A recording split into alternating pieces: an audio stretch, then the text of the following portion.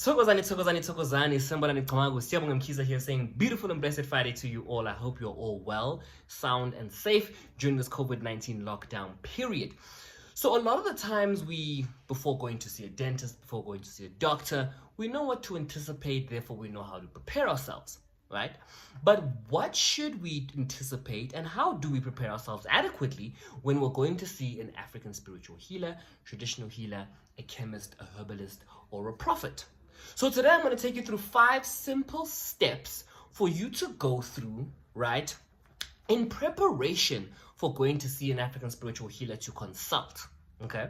Now, before I begin my topic, this conversation this afternoon, I'd just like to take 2 minutes, or rather 20 seconds, to tell you all that African spirituality is about uniting people. So when we teach or talk or educate in English and not isiZulu, it is not because we're trying to cater to only abantu besilungu kuphela, but it is because we're trying to cater to Venda, Pedi, Xhosa, Tswana.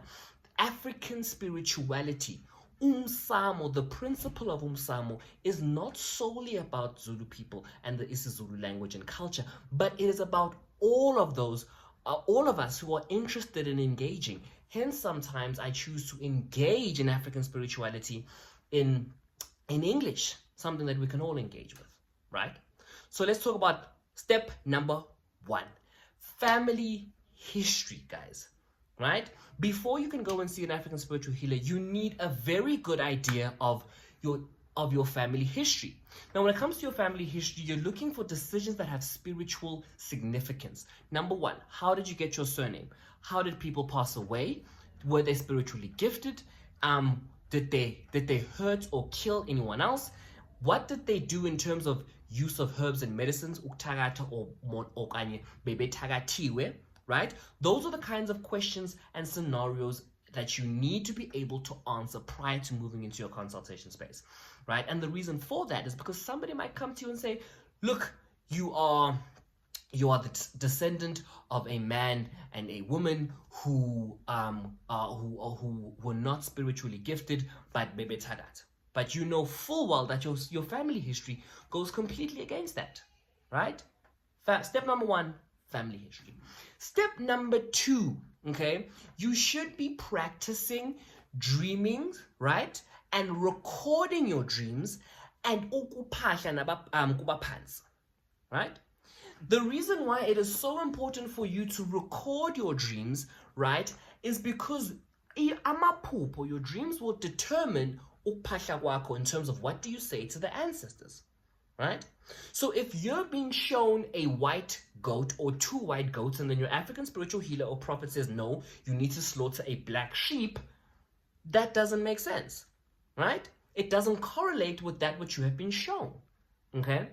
And this moves me on to step number 3. The reason why ukphahla with abapansi and looking at your dreams and recording your dreams and disseminating and dissecting your dreams to form ukphahla that is purposeful and intentional, right? All of that forms spiritual muscle, right? So the same way when you want to get better at maths, what do? You practice sums. If you want to get fitter and stronger, what do? You lift weights, right? So before you can go into the spiritual space of a healer or a prophet, right, you need to have gone to the spiritual gym and acquired some sort of spiritual fitness, okay, such that during the process of your healing, okay, and your treatment, you are not a passenger, but you are in the driver's seat, simply being guided by the healer. Because at some point, the healer's role is going to fall away and you will have to be remaining independent and on your own. I always give people the 95 to 5% rule. 5%, guys.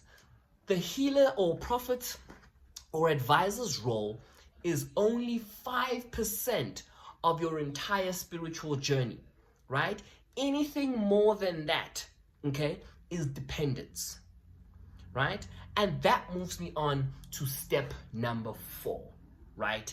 Spiritual purity is something you should be practicing weeks in advance before going to see your spiritual healer. What I mean by spiritual purity? Spiritual purity means that if you've gone to a gravesite, right?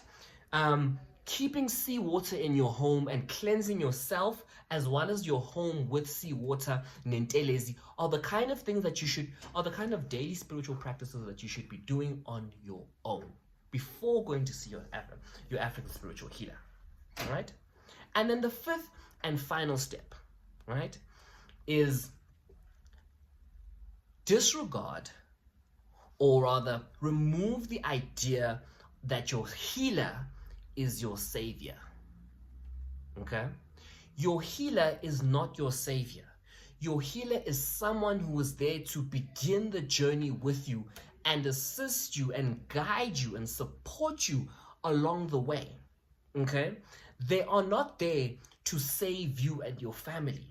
The people that are there to save yourself and your family is yourself and your family. The reason why I'm saying this is because there are going to be secrets and there are going to be traumas and curses which are not going to be able to be solved by a healer, but needs your family's participation, and only your family's participation involved in the entire process in order to heal that particular problem.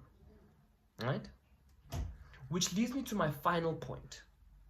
Deciding and having the courage to actually accept when something is a family problem and when something is a healer's problem. That is the purpose of the entire 5 steps. The 5 steps will assist you in being able to dissect, this is what we are going to resolve as a family and this is what a healer is going to resolve. Right? So my role as an African spiritual advisor is I help families understand, based on their family history and those 5 steps, what the family needs to go through on their own and heal on their own, right? Then we refer them to Dr. Mkhzie or any other healer, right, for them to resolve that which requires a healer, right? I'm not initiated, right? And I've said this many times, okay? But my background and my upbringing, okay, growing up in a very, very, very African cultural and spiritual home, but going to a very, very, very white and private school, I understand the difficulties of balancing the two worlds. And now I work to speak to the youth, and I work to assist those that did not have a similar upbringing and don't understand how to spiritually deal with these traumas and curses and how to correct a surname, how to cleanse yourself at home, right? I assist them by explaining it and taking them through the process and being honest enough with them to say that that particular element requires a healer. Go there. So in conclusion, everybody, right? Once you have gone through these 5 steps, you will be in the best possible position to not only yield the benefits of the African healer, right? But most of all, you will be in the best possible position to be spiritually independent. That is the goal of the work that we do, is for you to be spiritually independent, and hence we generate all this content. Because if you are not spiritually independent and your reliance, okay, is on coming to see me or coming to see Dr. Mkhzie, then we have failed. I hope you guys all have a beautiful and blessed Friday afternoon. If you want to book an appointment with myself, it's 500 Rand for 30 minutes.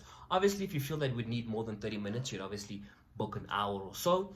And it is bookings@umsamo.org.za. And how I work is my sessions are all online. We record them, and then obviously the recording is sent back to you afterwards.